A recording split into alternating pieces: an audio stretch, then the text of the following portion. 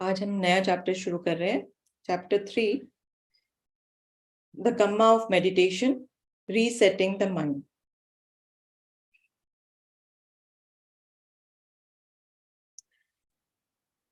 कम्मा ध्यान का दिमाग को रीसेट करना।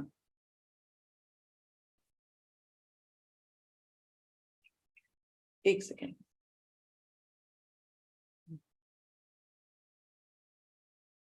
Wisdom springs from training the mind. Without such training, wisdom declines. Having understood these paths of progress and decline, one should conduct oneself so that wisdom grows. Dhammapad, the path 282. इसका हिंदी अनुवाद है, मन को प्रशिक्षित करने से प्रज्ञा पन्या बढ़ती है। प्रशिक्षण के बिना पन्या नहीं आती या उसका पतन होता है। इन रास्तों को समझकर उन्नति और पतन का व्यक्ति को आचरण करना चाहिए ताकि पन्या बढ़े।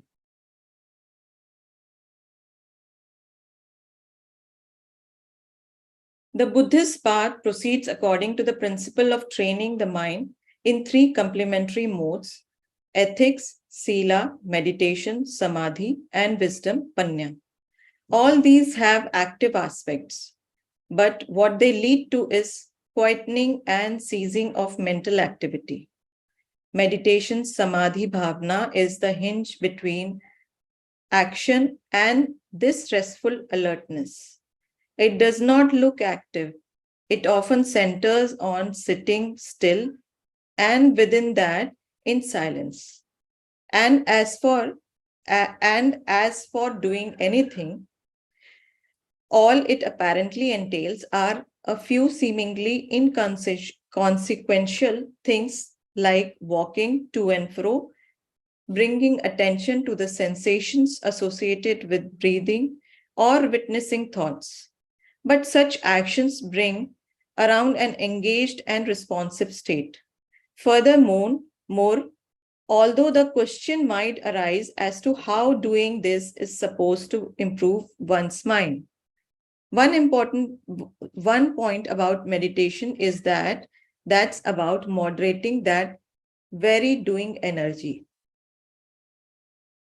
that can bring around very positive changes.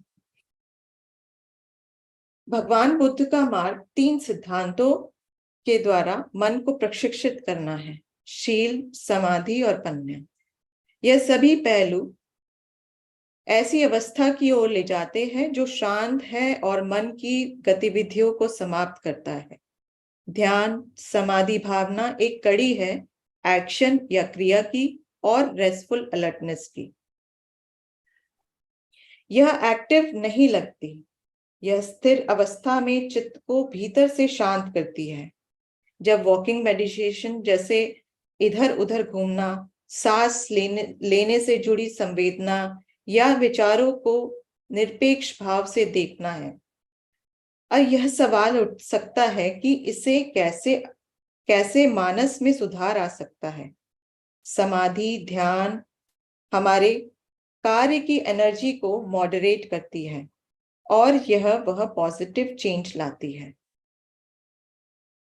Towards this end, meditation practice uses the mind's thinking in a particular way, not to think about experience, but to use thought to place attention onto your own body and mind and sustain receptivity to what is noticed.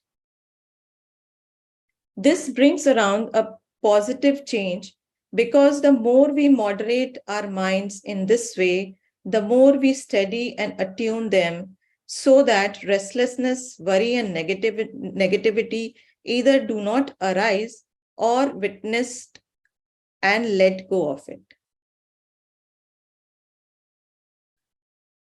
So, मैं फिर से पढ़ रही हूँ. This brings around positive change because the more we moderate our minds in this way, the more we steady and attune them so that restlessness, worry, and negativity either do not arise or are witnessed and let go of it. This process can generate far-reaching effects in our life. We get to enjoy and value stillness and simplicity. We do not get caught by emotional upheavals, and we know how to let things pass. The result is calm, confidence, and clarity.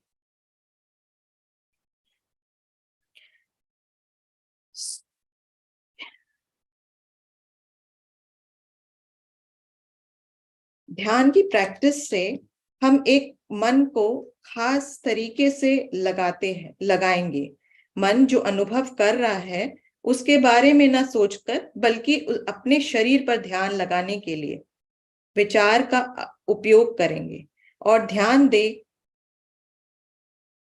और जो देखा गया है या notice किया गया है उसके प्रति रिसेप्टिव रहने का भाव जगाएंगे। यह एक पॉजिटिव चेंज लाता है, क्योंकि हम जितना मन को संयमित करेंगे उतना ही उसे स्थिर करते हैं, ताकि बेचैनी, चिंता और नेगेटिविटी या तो पैदा ना हो या निरपेक्ष भाव से देखा जाए या और उसे जाने दिया जाए। ये प्रोसेस हमारे जीवन में ऐसी अवस्था को उत्पन्न करती है जो स्टिलनेस या स्थिरता, प्रसन्नता और भावनात्मक इमोशनल उथल-पुथल से दूर। हम यह जान पाते हैं चीजों को कैसे जाने देना है। उसका परिणाम यह होता है कि शांति, आत्मविश्वास और स्पष्टता का अनुभव होता है। Interconnection of body, thought and heart. शरीर, विचार और मन का पारस्परिक संबंध. There are two processes that steer the Kamma of meditation. The first process is one of strengthening and healing the heart through calming samatha. Samatha practice use a steadying focus and soothing attitude. Second process is insight vipassana, which is about seeing how things really are. The two processes work together. As you get settled and at ease, your attention gets clearer. And as you see things more clearly, liberating wisdom arises. In this way, calm and insight guide the mind to an alert, knowing stillness. दो प्रक्रिया है जो ध्यान के कर्म को संचालित करती है। पहली समता के माध्यम से, दूसरी विपश्यना के अभ्यास से, अर्थात चीजों को जैसा है वैसा देखना। यह दोनों एक साथ काम करती है, समता और विपश्यना। जैसे जैसे मन शांत होता है, स्पष्ट रूप से देख पाता है, उतना ही प्रज्ञा उत्पन्न होती है। इस तरह शांत चित्त और विपश्यना इंसाइट मदद करती है मन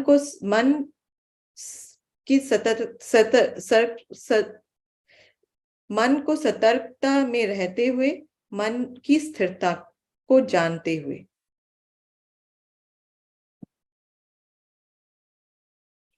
To enter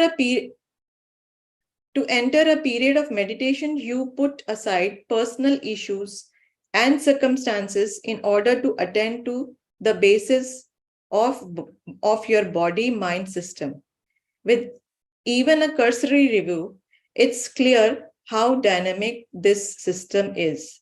The body sensation throb and change, and its energy tingle and flow.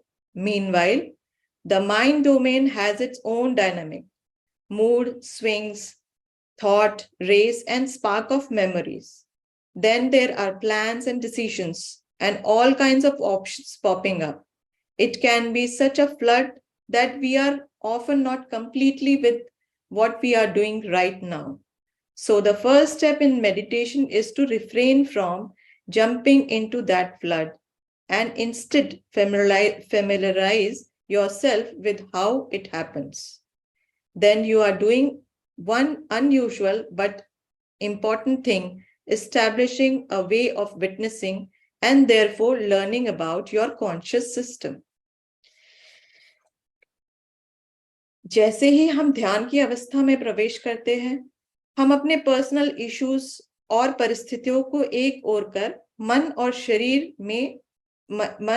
शरीर में जो चल रहा है उसको देखते हैं।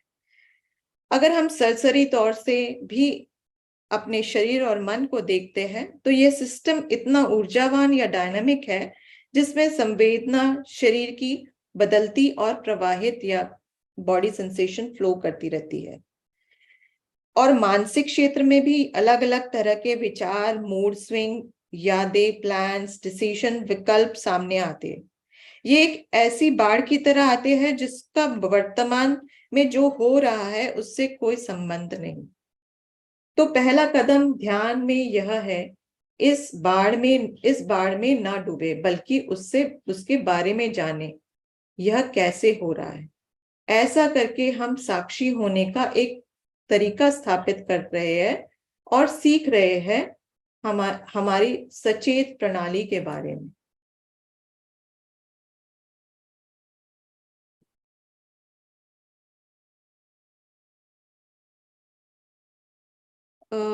राजेंद्र जी, आपने कुछ लिखा है, can you please keep that part of.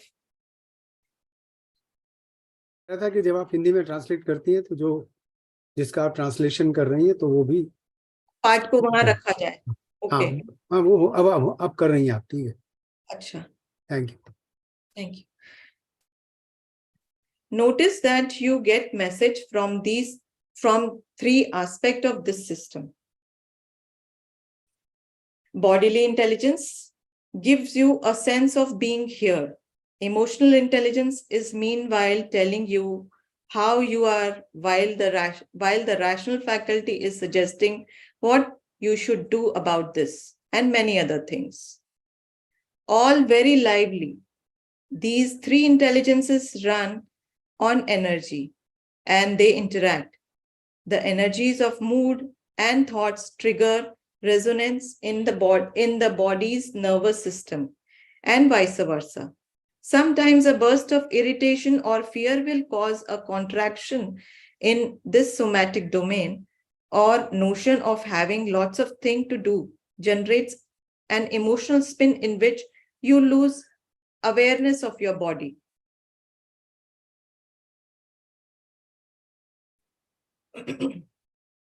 ध्यान देने पर ये जो मैसेज या संदेश हमारे को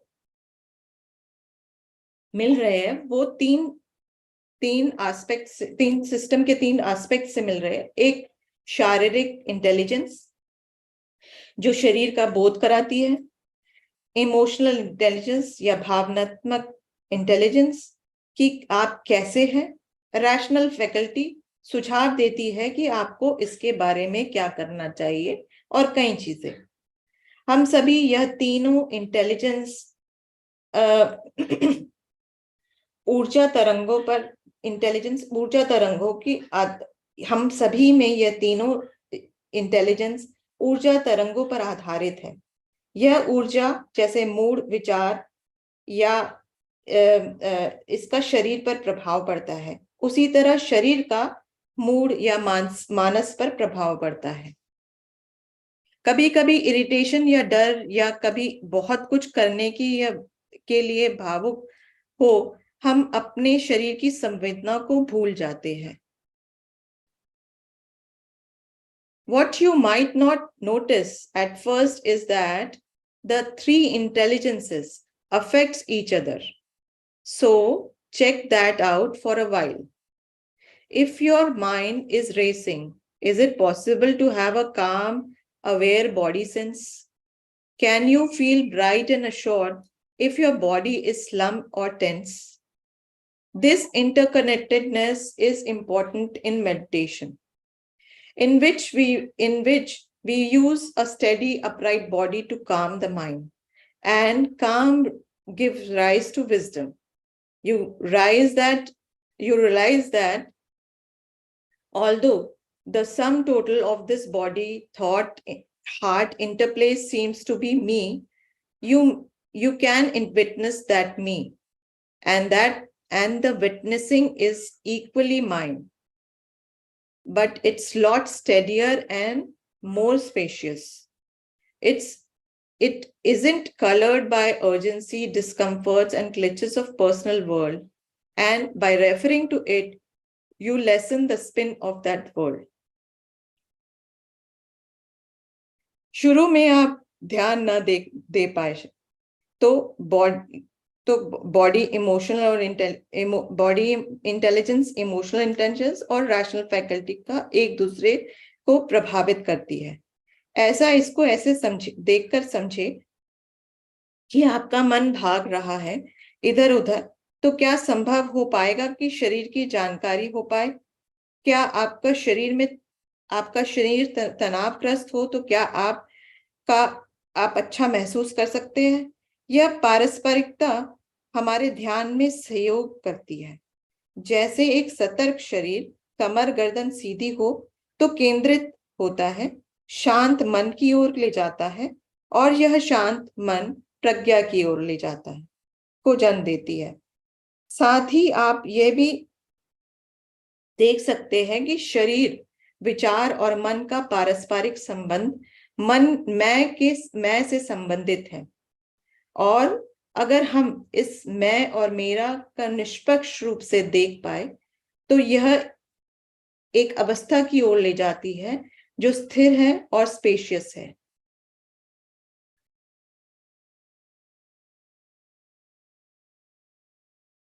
The personal world is Kamma, old habits and concern and reactions that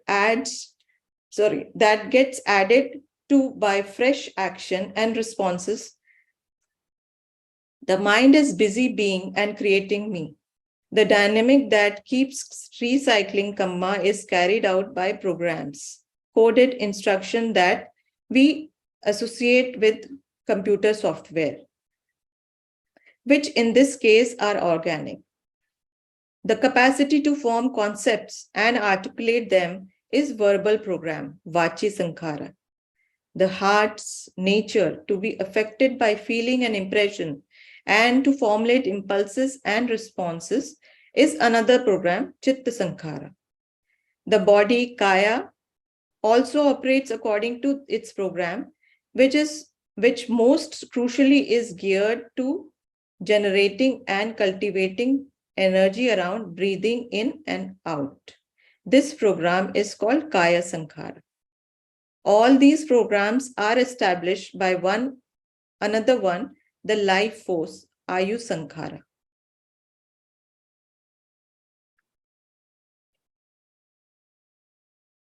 जैसे हम पर्सनल वर्ल्ड या हमारी दुनिया, जिसे हम पर्सनल वर्ल्ड या हमारी दुनिया कहते हैं, वह पुरानी आदतें हैं। अब इनके साथ कुछ नई आदतें, नए एक्शंस और रिस्पॉन्स जुड़ जाते हैं।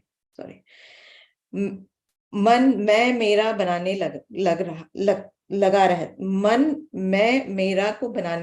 रहता है। कर्म की इस प्रक्रिया की कंपैरिजन अजान ने एक कंप्यूटर सॉफ्टवेयर प्रोग्राम से कर रहे हैं। जो कर्म हम बनाते हैं एक कोड की तरह एक एक कर जुड़ते जाते हैं, जैसे कि capacity to form concepts and articulate, अवधारणाओं को बनाने की क्षमता और उसे व्यक्त करना वाची संस्कार कहलाता है। चित्त को प्रभावित हो वेदना उत्पन्न होना और वेदना से प्रतिक्रिया या आवेग करना, यह दूसरा प्रोग्राम है जो चित्त संखार कहलाता है। शरीर और शरीर से उत्पन्न ऊर्जा जैसे सांस का आना और जाना, यह भी काय संस्कार कहलाता है। यह सभी प्रोग्राम्स एक संस्कार के अंदर आते हैं जिसे कहा जाता है आयु संस्कार। These universal foundations, more personal programs get built. That is, the ability to conceive and articulate is adjusted to operate in terms of specific languages, attitudes, and ways of thinking. Our emotional program of liking and disliking also gets fine-tuned to range of individuals' specific responses. As these programs get fixed and made familiar, they become mine and then me. I am Swedish woman, I am a rational humanist, etc. This is the self-construction program, Ahamkara. It collects these subjective attributes, inclination and psychological patterns. That collection becomes me and mine. And that becomes the basis for action and speech.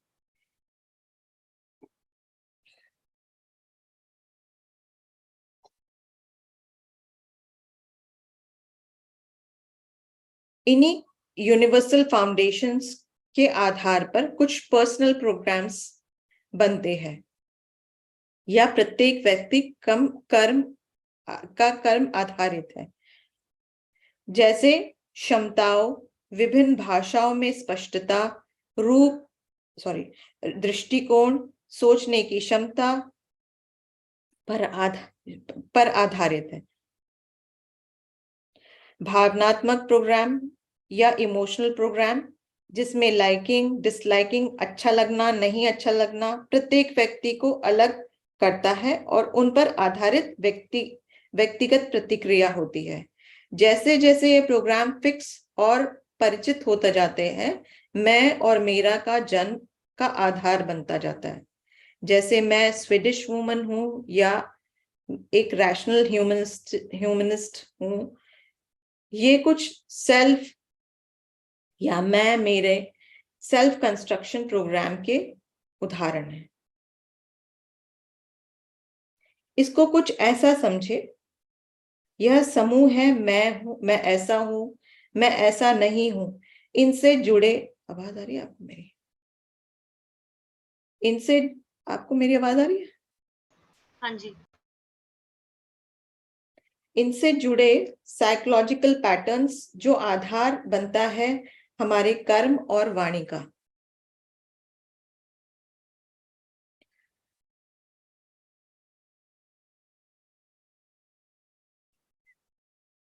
These inclination and programs are active sankhara, in which intention, the urge to do, gets the process going, and they result in baseline sankhara, that is the pattern of thinking, emotional response and bodily energy that forms the baseline for each individual's fresh kamma. Hence, sankhara are also referred as formation or kamma formation. The pattern of acquired attitude, energies, and behavior becomes the old me, and that becomes the basis for further action.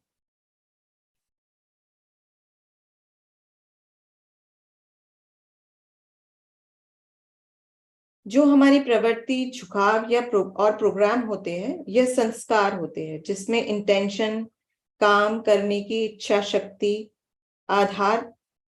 आधार बनते हैं संस्कार के, अर्थात सोच, भावनात्मक प्रतिक्रिया और शरीर की ऊर्जा आधार बनते हैं हमारे नए कर्म संस्कार के। हमारे पुराने सोच के पैटर्न, ऊर्जा और बिहेवियर हमारे पुराने संस्कार के आधार पर आने वाले कर्म का आधार बनते। Old me forms the basis of new kamma, या संस्कार को हम कम्मा फॉर्मेशन और फॉर्मेशन भी कहते हैं।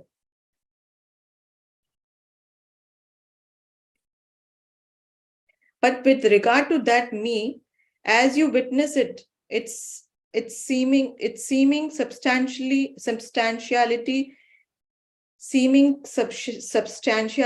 is created by interweaving of thought and emotion with nervous energy backing it up, just as spinning blade of fan creates appearance of a solid disc. As to why this feels so, me and mine, it's the familiarity and the specific form of these interplays that give rise to that. The person's specific nature of that form is old Kamma. The interplay is the new Kamma. But do we have to keep chewing over and being chewed by Kamma and spinning ourselves out of it? Or there is something better to be?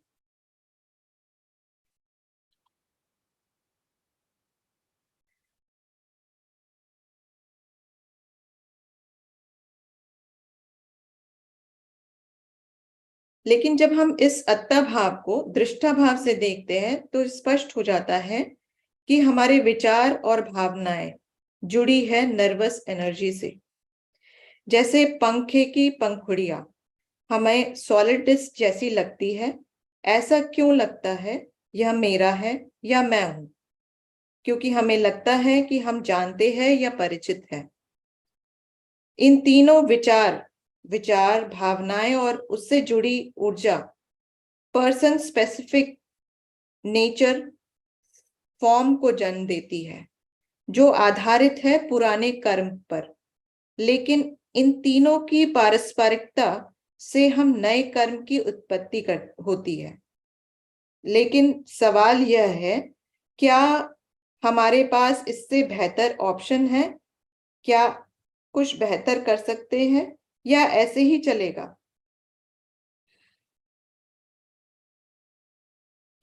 Well, the aim of meditation, in fact, of all Dhamma practice is to get free from defective programs and even from encoding new ones. That's the program of meditation. As the paradox suggests, practice entails using the mind in particular way to counteract negative program, generate more skillful one, and not to create a self out of any of it. To this end, Samatha works on energy of sankhara, so that we can still the activity of our habitual program. Then their biases and distortion can be witnessed and cleared through insight. Working together, these meditative processes bring mind and heart to rest. तो ध्यान का हमारे लक्ष्य है, या कहे सभी धम्म प्रैक्टिसों का उद्देश्य है, जो भी डिफेक्टिव प्रोग्राम्स है उनसे स्वतंत्र हो नए एनकोडिंग प्रोग्राम्स या नए प्रोग्राम्स बनाना। That is program of meditation. तो अभ्यास यह है कि अपने मन का उपयोग ऐसे करे कि वह नेगेटिव प्रोग्राम का मुकाबला करे कुशल प्रोग्राम से और स्किल प्रोग्राम को जनरेट करे। इस प्रक्रिया में मैं मेरा का भाव जगाने की जरूरत नहीं।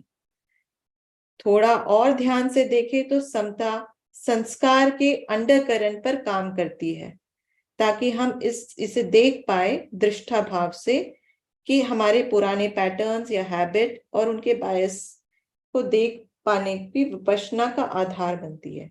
इन दोनों समता और विपश्यना हमारे मन और हृदय को शांत करती है।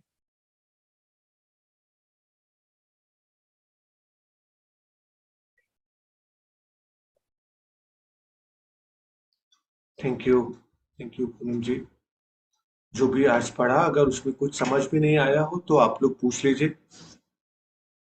इंग्लिश ट्रांसलेशन में या हिंदी ट्रांसलेशन में अगर कुछ कंफ्यूजन रह गया हो, कोई दिक्कत हो तो आप पूछ सकते हैं।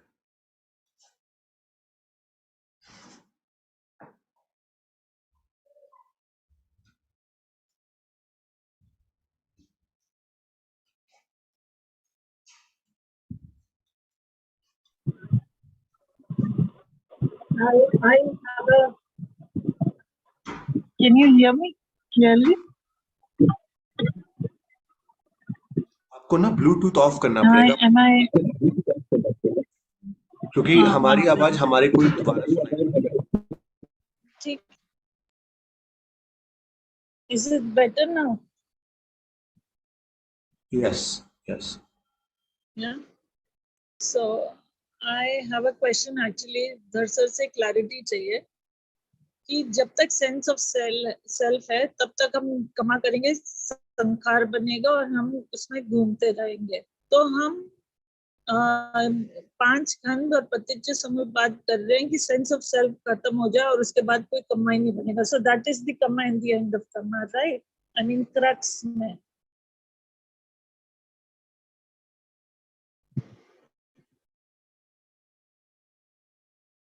Poonam should answer it, not me. Hello. Sir actually मैं तो ये पायल को ये बोलूंगी कि आई think so she should follow the journey of the book. मतलब जैसे जैसे चलता जा रहा है उसके हिसाब से अगर क्वेश्चन रहे या उसकी सीमाएं में रहेंगे तो। Very good answer.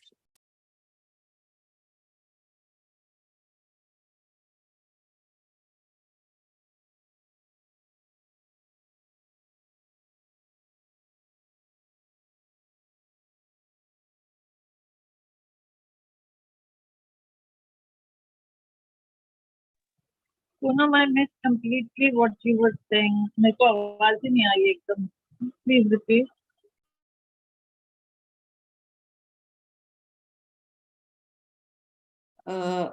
Payal ji I think so जो मेरा कहना है कि जैसे हम ये बुक पढ़ रहे हैं तो जैसा हम बुक पढ़ते जा रहे हैं I think so we should follow the journey of that book. मतलब जैसा चल रही है उसके आधार पर उसके आगे की जो बात होगी वो शायद आगे वाले चैप्टर्स में आएगी, क्योंकि अभी हम एक पर्सपेक्टिव से पढ़ रहे हैं तो शायद उस पर्सपेक्टिव को जानना शायद जरूरी रहेगा अभी इस टाइम पे। तो अगर इस जो सेक्शन में पढ़ा है इससे कोई संबंधित क्वेश्चन है तो प्लीज पूछे।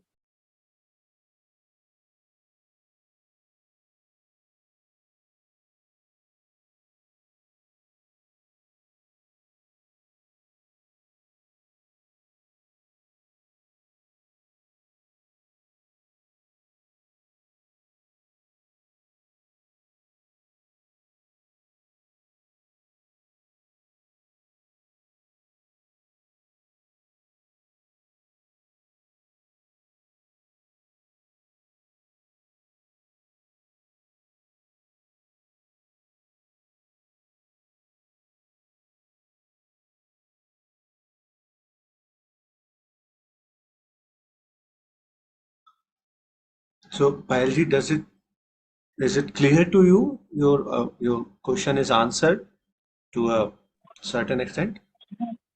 No, but it's okay. Because I think the question is related to this chapter only. संखार से ही रिलेटेड है ना, हम संखार कैसे बनाते हैं, कम्मा तो संखार से ही बन रहा है। तो थोड़ा सा एक बार मॉडिफाई कर लीजिए तो शायद मैं भी केपेबल हो जाऊंगी मतलब उसको आंसर करने के लिए, क्योंकि मैं अभी पटिच्य समुत्पाद। But it's okay. I'll also read more to get a better answer. But I was just asking sir कि भैया यही है, I was trying to get a clarity to put things in a perspective. So it's okay. As we study the book further, we will realize that eventually there can't be many other ways. There's not more. You have to follow Eightfold Path and get the Kanya development, but it does in a cyclic manner. We first, जैसे इन्होंने कहा था ना, पहले जो पुराने कर्म है उनको क्षीण करते हैं और इस तरह से करते हैं ताकि नए बने नहीं। तो हम पढ़ते हैं ना चैंटिंग में, कीनन पुराणं नवं नत्थि संभवं। So that is the capsule form of the teaching. That is what we have to do. तो कैसे करेंगे वो देखेंगे कि हम किस तरह से बगैर सेल्फ को अराइज किए we can still take effective actions to remove the old self. That's what is being explained to some extent, और आगे और explanation आ जाएगा।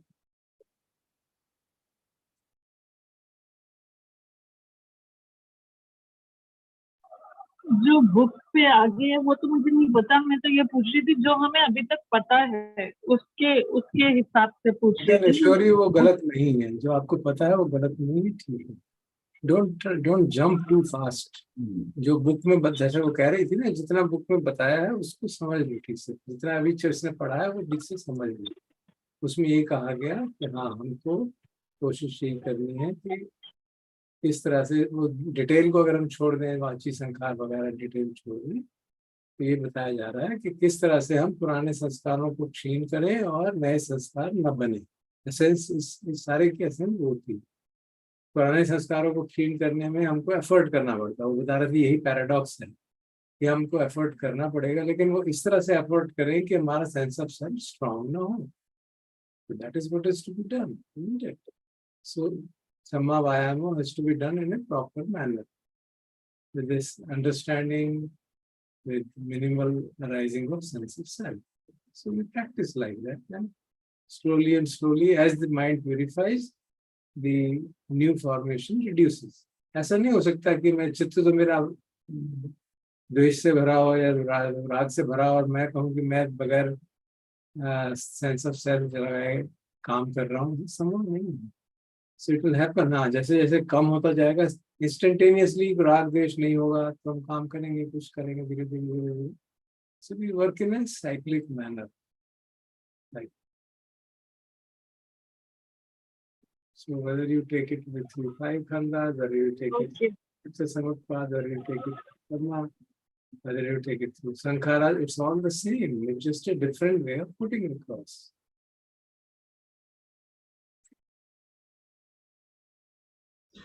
एसपी सर, आप भी कुछ कहना चाह रहे थे? प्रोफेसर धर ने काफी अच्छा एक्सप्लेन कर ही दिया, उससे अच्छा तो मैं नहीं कर सकता। लेकिन मैं सिर्फ ये कहना चाहता था पायल जी को कि शायद जैसे पूनम जी बोल रही थी, आपको ऐसा लेना चाहिए कि बुक में वो धीरे धीरे सब्जेक्ट को डेवलप कर रहे हैं। मैं यहाँ पे मेडिटेशन की इम्पोर्टेंस की बहुत फंडामेंटल चीजें बता रहे हैं, जो कि आगे जाके डिटेल में बताएंगे। अभी वो मेडिटेशन माइंड को रीसेट कर देता है, माइंड में सेरेनिटी लाता है, तो उसका क्या असर होता है, कैसे बॉडी और माइंड में आपस की इंटरेक्शन को एक दूसरे के असर करते हैं। I think that this focus is on first explaining this very basic fundamental things.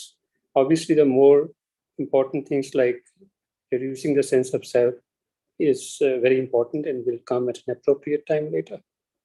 I don't know whether I'm right or wrong, but that's what I felt.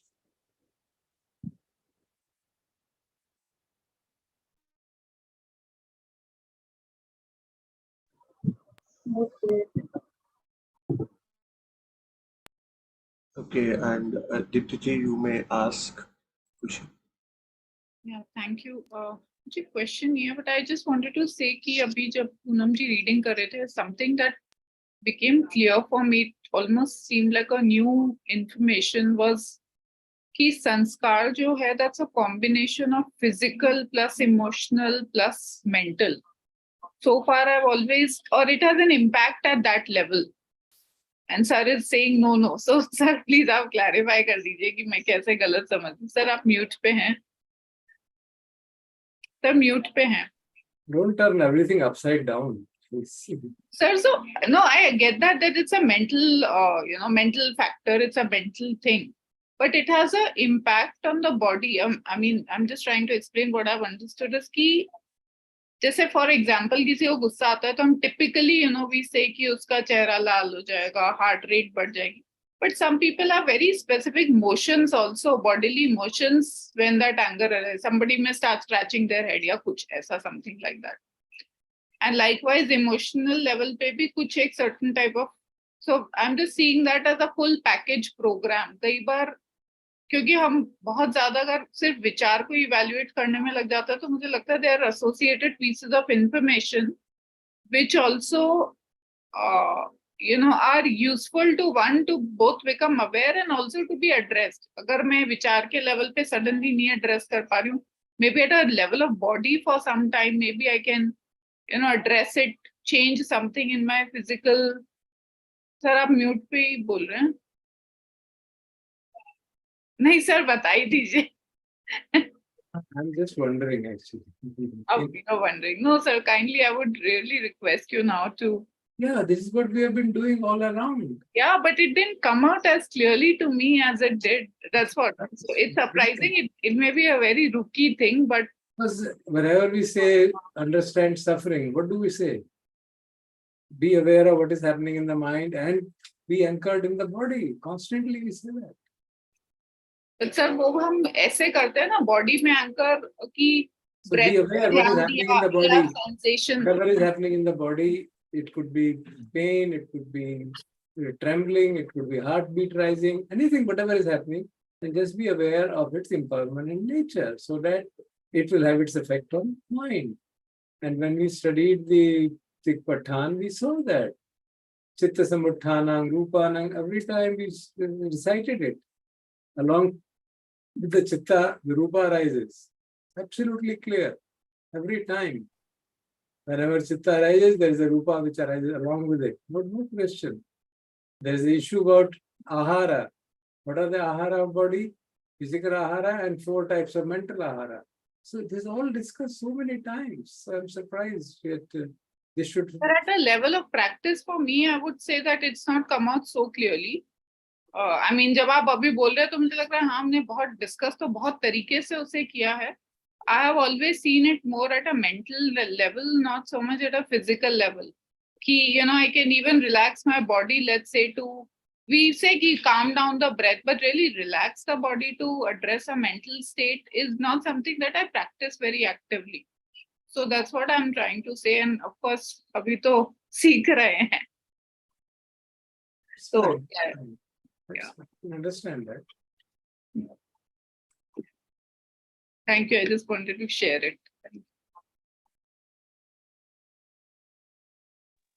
शायद इसीलिए जो आनापानसति सूत्र है सबसे पहले काया को ही लेके चलते हैं ताकि उससे हमारी काया भी शांत हो और उसका इफेक्ट शायद मन पे भी होता है. शायद उसका एक सोचने का तरीका ये भी हो सकता है क्योंकि एक दूसरे को इफेक्ट तो करते हैं.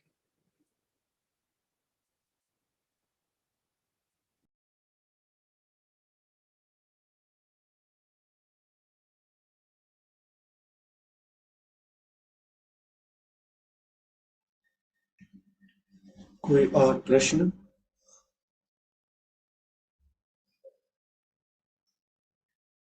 नहीं है तो फिर हम मेडिटेशन करते हैं अगले आधे घंटे के लिए 8:25